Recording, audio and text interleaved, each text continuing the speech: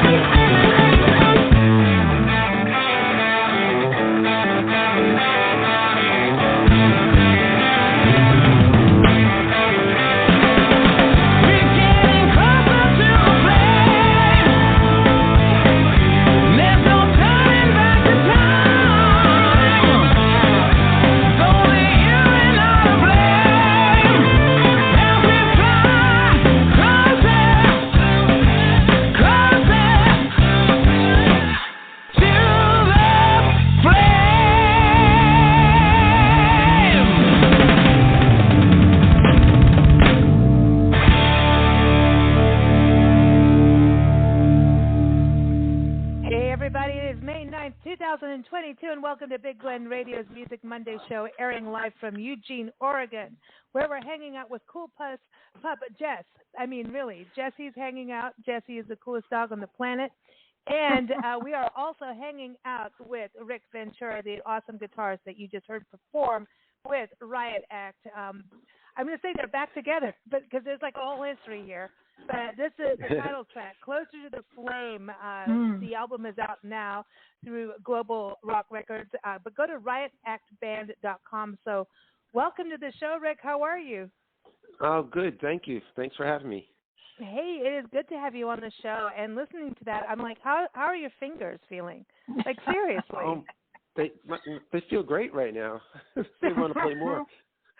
Damn. I mean, you guys this band is amazing and the music is amazing. Listening, it's a double CD, which we love. And the second side is older Riot songs, right? The first one are new. So tell us a little bit. Let's go way back to the beginning. Because you were there in the late 70s, early 80s?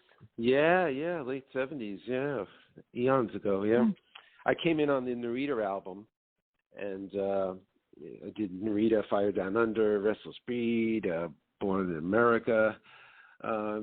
Lou, our founding member, was on the first record, Rock City, and then I came in after that, after he departed, and the rest is history.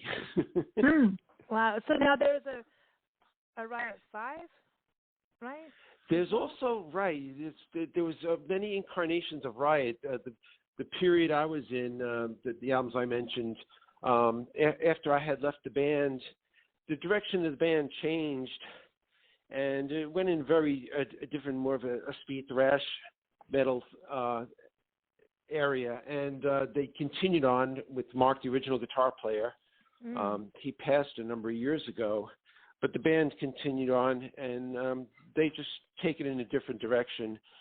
So, but Riot Act is pretty much what Riot was during those early days. It just was always a hard driving rock and roll band, and that's what I do best. It is hard driving. I mean, that's what I was saying about How Are Your Fingers. I mean, it's like you're listening to the guitar parts, and then you've got such dynamic, though. That's what blows my mind about this. It's hard driving, yet you have dynamics, so it's not. I don't know how you do it. Like, it's badass. It's just you have the dynamics in there. Yeah, you hit it right on the head. I mean, that's what really makes the music, hit you. It's just those dynamics. Very few bands have it. But thanks. Yeah. No. I just saw a whole video in my head about climate change. Oh, totally. That's drums, right? Yeah, no, I just went. I could see just a whole video, because I'm like that. A video in my head to that music about climate change. Oh, close to the flame. It makes sense, right? It does. Sure, totally. Yeah. Right. But isn't that the coolest thing about music is we all have our interpretations of what we're hearing and digging, And it's like viewing a painting, yeah. Yeah, well, that's Nancy's. That's what she does. She's an artist, a visual artist, and now does videos, and she does all that side of it, and it's really just, it's so much fun. I want to see you paint to that music, Nancy. I want to see how fast you can paint. I have to have something to calm me down. It'd be so fast. But I know. I just saw a seedling growing up, and then a person stepping on it, and bombs coming in, and the sun getting hotter. I was like, oh boy, what am I drinking? Yikes. Damn, man. Like, get to work on it. I know. I'm just like, dude, who gave her what? That's a great climate change video. I like it. You definitely hit it on the head, yeah. Yeah. No, so you guys getting back together, what prompted it all? Like, because let's talk about, you've got you, right? You've got Don Chaffin, Paul Ranieri, am I saying that right? Ranieri? Yep, Paul Ranieri, yep. And Claudio Galinski, and then, of course, Lou, sadly, he passed, just a couple years ago. Yeah, right at the beginning of this project. He's the one that really had the enthusiasm to get it going, and he would he'd always contact me and try to get me to get together with him and do something.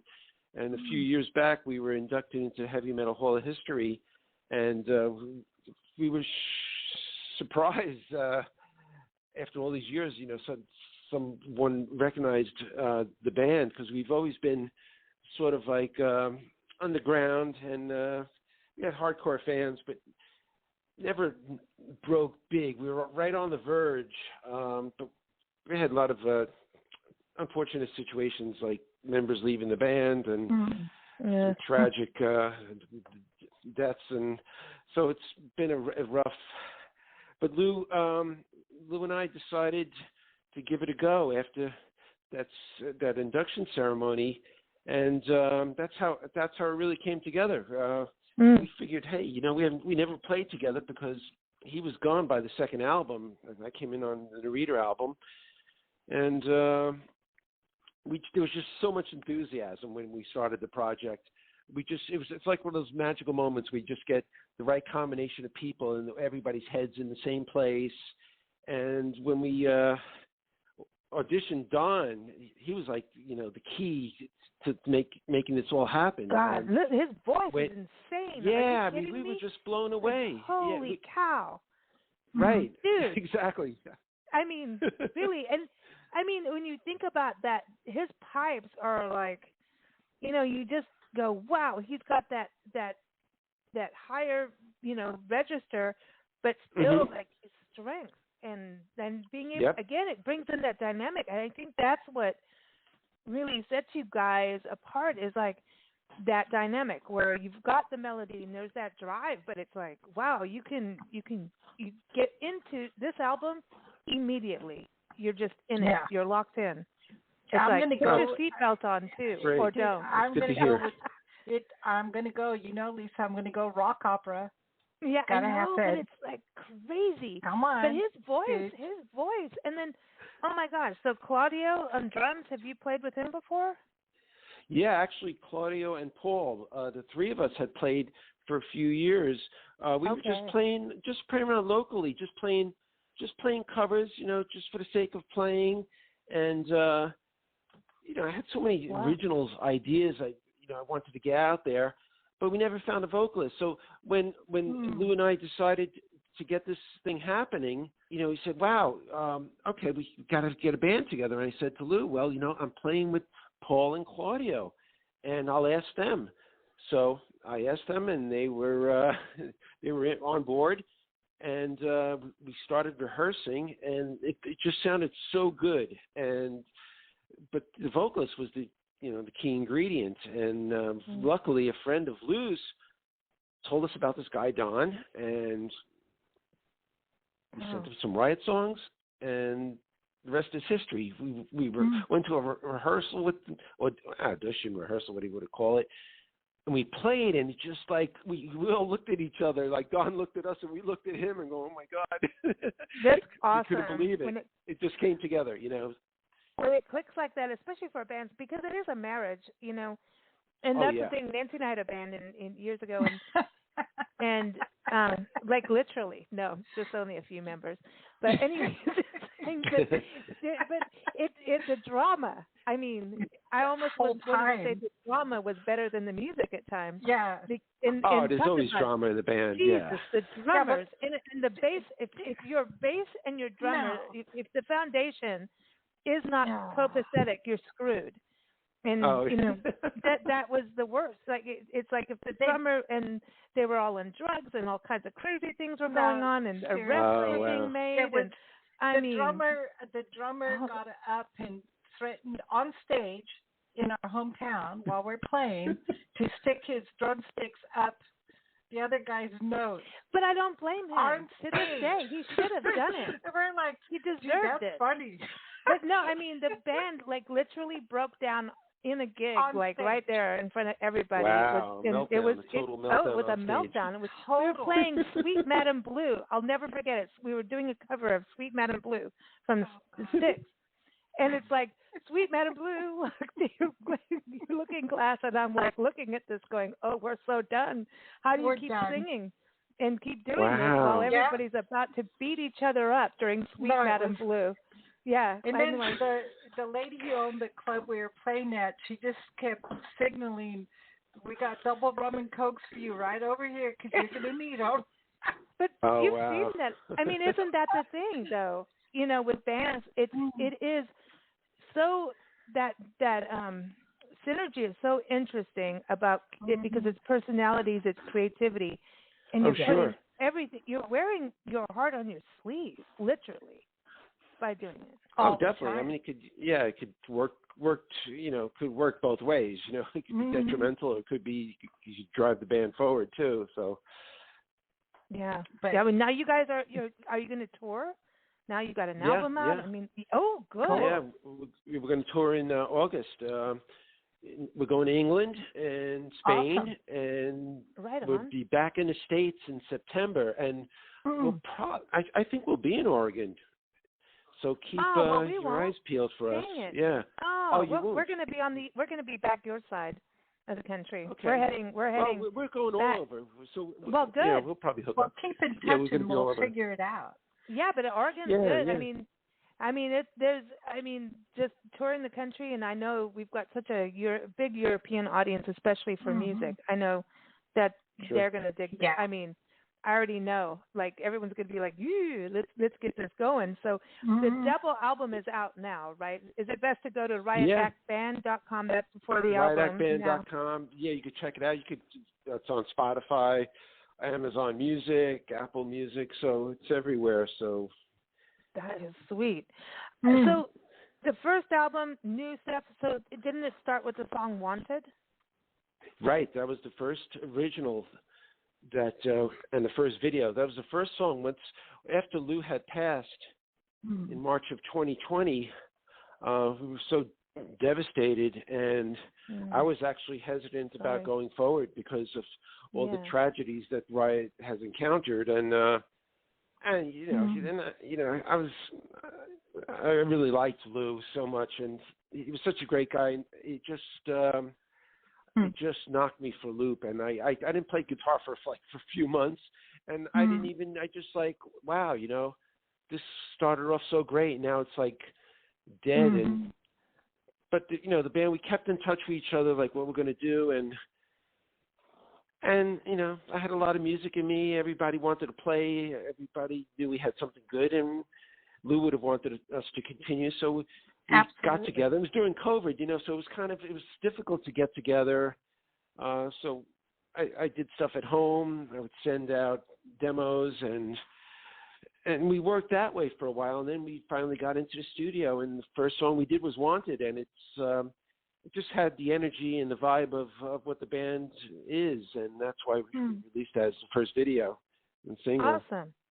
Well, let's play it. Is that cool with you? Yeah. We'll play it for everyone to hear what's Yeah, sure. Yeah, let's play it. Here it is, everyone. Wanted, again, riotactband.com is the website. The album is Closer to the Flame, and here it is, Wanted. How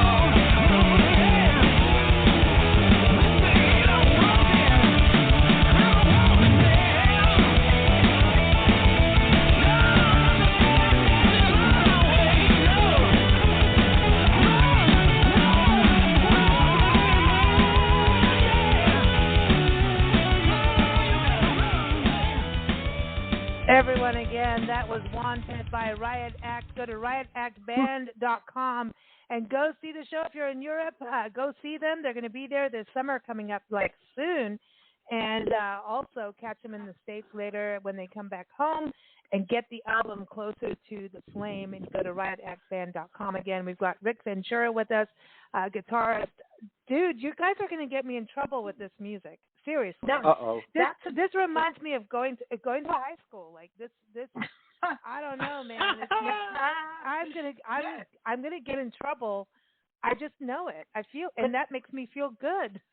Good. Right. Takes you back.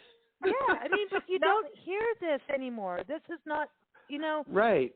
It just has that vibe. There's a warmth to your sound that you just don't.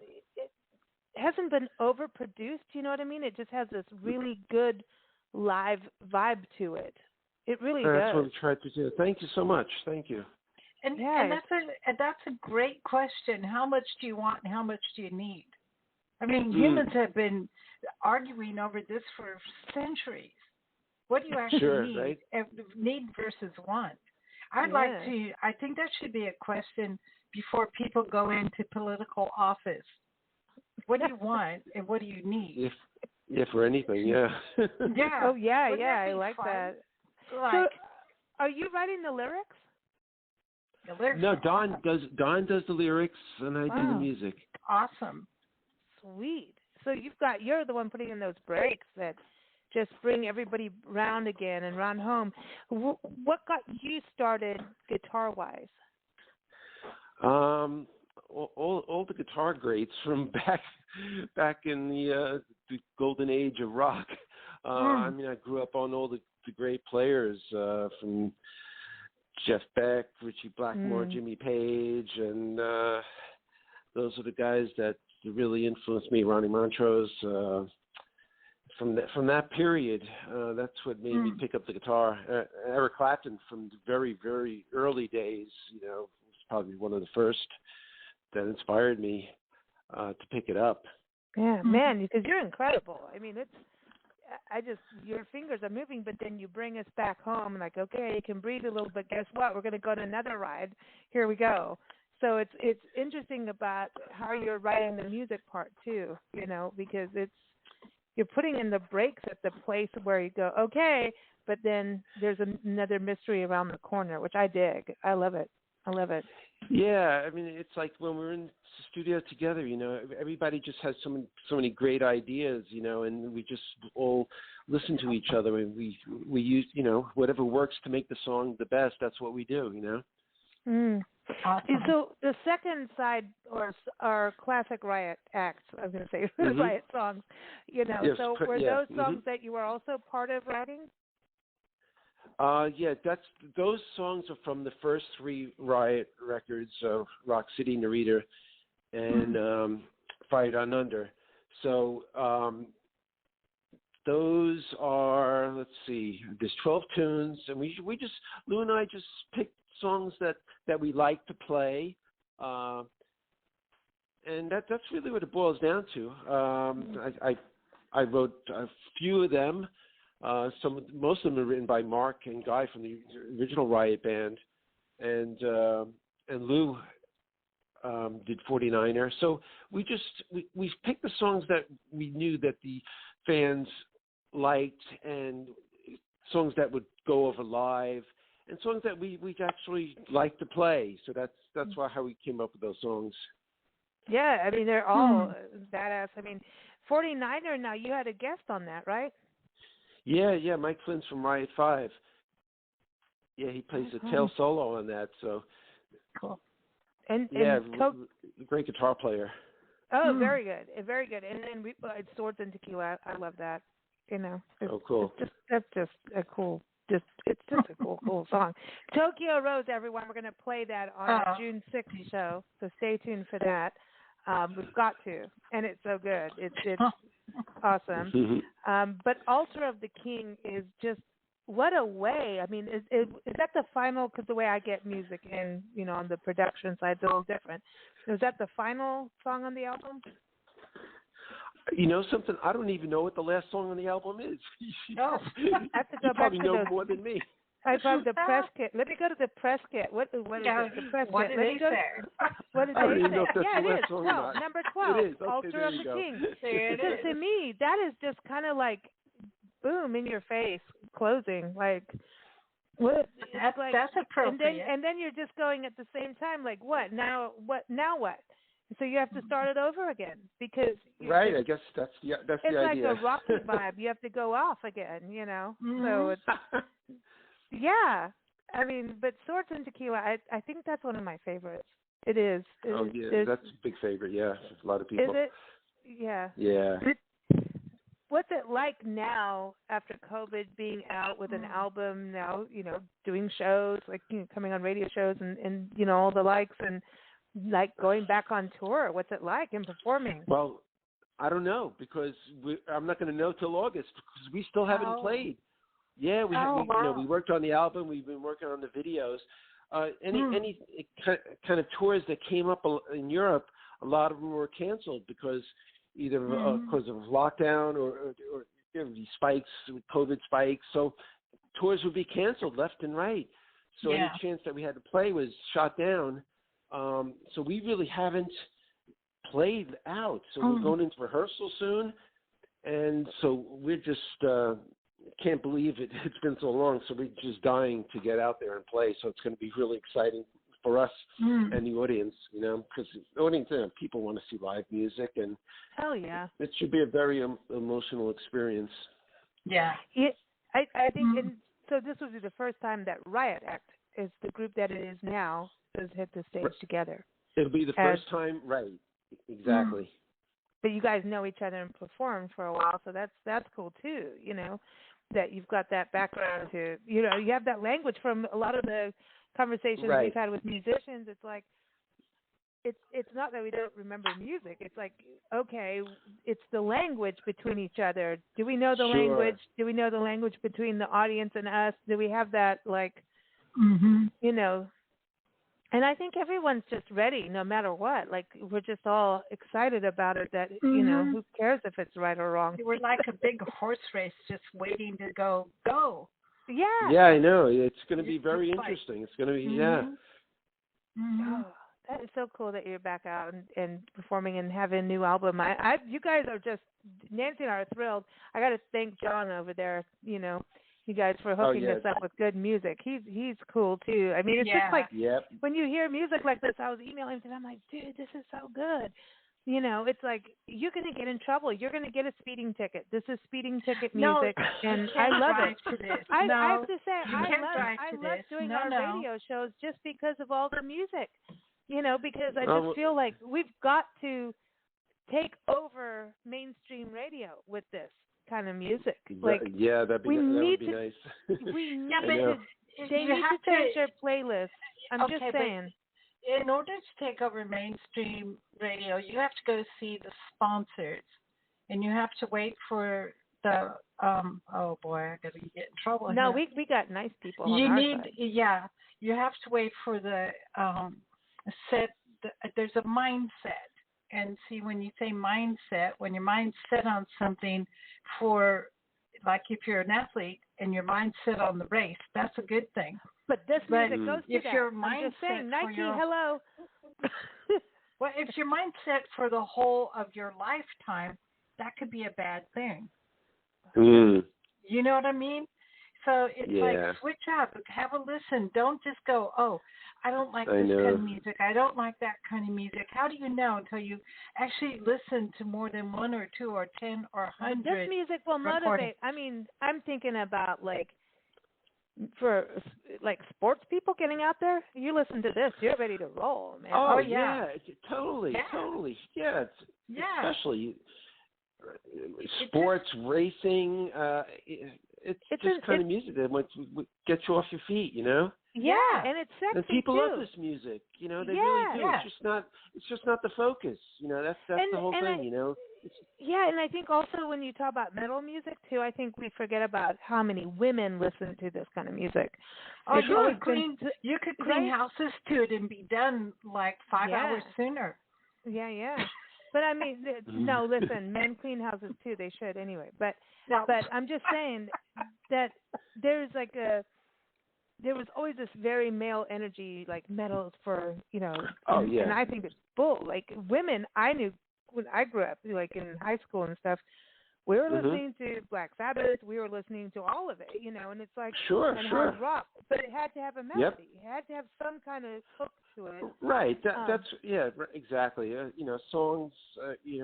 We try to have our songs. I mean, if you listen to old Riot songs, it was melodic. There was.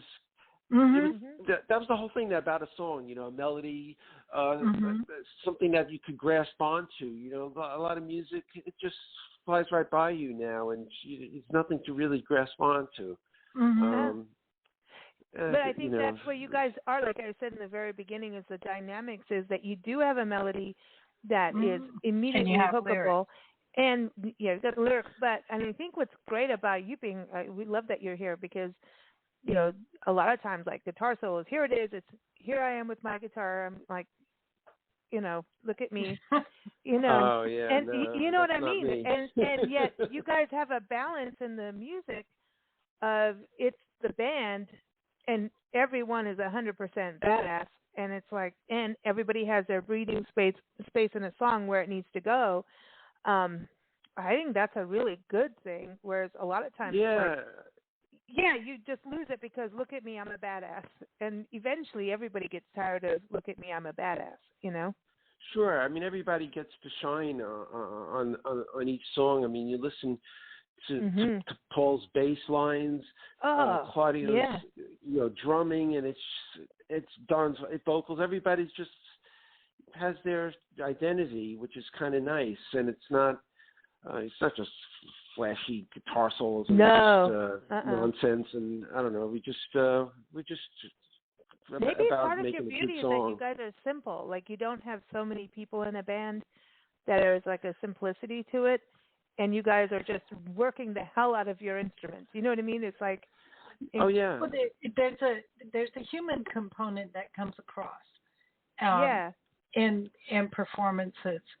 And like if you go to like a symphony orchestra and they have to have the conductor up there with the little stick telling who to do what, when, and where, which I'm pretty sure the orchestra already knows who's supposed to do who, what, when, and where because they've practiced and practiced. But it's different when you come down to a band where there's only this many people. Everybody better show up and do it right all the time. Yeah. So it's a bigger responsibility in a way, I think it makes everybody work harder too, and it's it's kind of I've always liked the minimalist approach. All my favorite bands actually were either 3 or 4 piece bands. There's something beautiful about that because it's like, okay, we're in it together, and if somebody stumbles, the other one's there. And you all get out of it together, right. And that's, to me, that's one of the beauty things of going to see live music. I really hope we get to see you guys play live, no matter where we are, because, we're always traveling. But I know, Oregon, hey, people, that'd be great. Take a listen. But, I just personally, like, I hope we get to see you guys perform live because your energy is, like, insane. It's up there and wild, and we all want to have some of that. Being cooped up for a couple years, it's kind of Tell me about it. We want to also run down the block and up the street. I know the dog does. Jessie the pup. I can say pup now, by the way. She's out and she likes your music. She was listening to it, and cool. She barked and ran, but ran around. Like, it's all. This is good music. But I think that's how we are as human beings. We, there's a release that comes through music that we all love and need. And God, man, it's like getting back into our animal side. And this music totally takes us to the animal side. The first stroke of music was a wolf howling. Yeah, well, I'm going with or that. You could say the woodpecker, But, there's the drum well, there it is, beat a new song, Woodpeckers and Wolves. I wanted to ask about Altar of the King. I want to close with that because Swords and Tequila. I still want to play that too. But Altar of the King. Tell us about because that's from that's the side B, right? That's the second CD. right. That's from Fire Down Under album, and that's one of Guy Speranza's lyrics, and that's one of my favorite songs to play. It's just we did a little different twist on it from the Fire Down Under album. We started off, with the heavier riff in the beginning, but it's just got a great groove and lyric and melody, and yeah, it's a very cool song to play. Build, yeah. I mean, that's got to be, I don't know, just jamming it out, just being so live with it is so. I don't know. I'm just like, yay, let's rock around. Like I want to go crazy. I know. That's what I'm saying. That's interesting for this to be the closing song because it builds. You know what I mean? And then it's like, oh right. crap, the album's over. You want more. You want more. Right. You want yeah. more. Yeah. It's like Seinfeld did that. It's like, hey, that's it. Just when you loved it the most, like that's it. We're closing down. Like screw you. No, we keep watching it though. I'll tell you, listening to both of you make me want to play now. Oh, good. I know. We're going to play it, but okay. Well, you go play. I'm trying to play. I know. I want to play. I want to play. Now I'm just, I wish we could just. This is the thing about doing these shows. Like here we are, people can tune in and listen, but I want to take like speakers outside, hey neighborhood, take a listen to this. Jesse the dog was on it. I'm just like, here, wake up. Here's your wake up call. It's time to party. It's almost summertime. Come on, dudes, we gotta go get crazy. It out. I know. Come on, this is get one out of in those the albums, sun. and you got 2 CDs of craziness, right? Which is exciting. No doubt. Tokyo Rose. We're going to play it on June 6th, D-Day show. We're doing a special D-Day show for World War II. And Tokyo Rose, she was she hit the, you got to think about her as a broadcasting crazy woman, and she was a spy. She was, She's horrible. Yeah. However, tell us, I don't listen to the lyrics. I'm like, you guys were, you're calling a girlfriend Tokyo Rose or whatever. Tell us a little bit about that song. That show. That was done. That was on the first record before I was there, and Guy, who wrote the lyrics, was inspired by he read about Tokyo Rose and just wrote it. Just took it, put it to a rock song. Really, it's a good song. My grandmother indoctrinated me about World War II, and Tokyo Rose. If she could kill someone, that would be who she would choose to take out. She really 4'9" little British lady that just was. This is evil. If you want evil, you're looking at Tokyo Rose. It's to me, it's like it has a special meaning because if you listen to Guy's lyrics, right, it sort of depicts a certain type of person. Yeah. And I have a history with that name. As soon as I hear it, I'm already I'm interested because, I want to know where my grandmother, how she got so hateful, towards her. Right. But she was so angry that it was a woman who was doing that. And she gave her nasty names from little sweet grandma. Yeah, and I'm just, every time I hear Tokyo Rose, I'm like, uh-oh. Wow, that's very interesting. It's cool. It's cool that you guys did a song on it, too, because I think it's that side that you don't expect women to, and you've got to think women have been criminals for years, We're really good at it, And we instigate a lot of criminality. And I think the whole they're right up there with men. Yeah, they are. Yeah, but we're just sneakier. Yeah, we're sneak attack.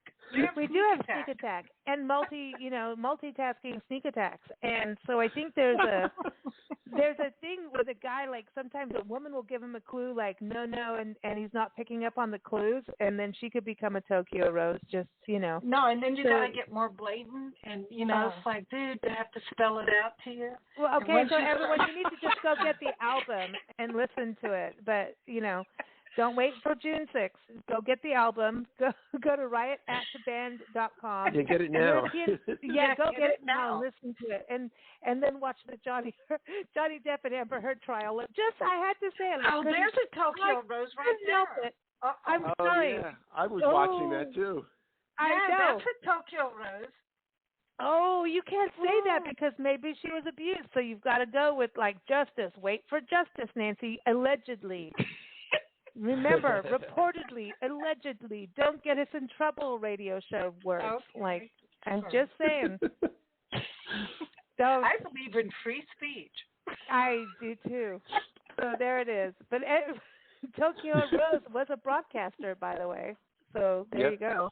So it's appropriate that we do that. So thank you so much for joining us on the show, Rick. It's been a true pleasure. It's been fun. And I'm sorry. Yeah, my pleasure. It's definitely a blast. You didn't get any dog barks, unfortunately. She's outside barking. She wants in, and she wants to listen to more of your music. Miss Jessie the dog. My dog's been quiet, too. Yeah. Maybe they have a secret language. Maybe Tokyo Rose is talking. Nope. I took him for a long walk, so he's tired out. Yeah, we had to play tennis ball, for a while with Jessie, and then she's like, okay, that's fine. But we're going to close with Altar of the King.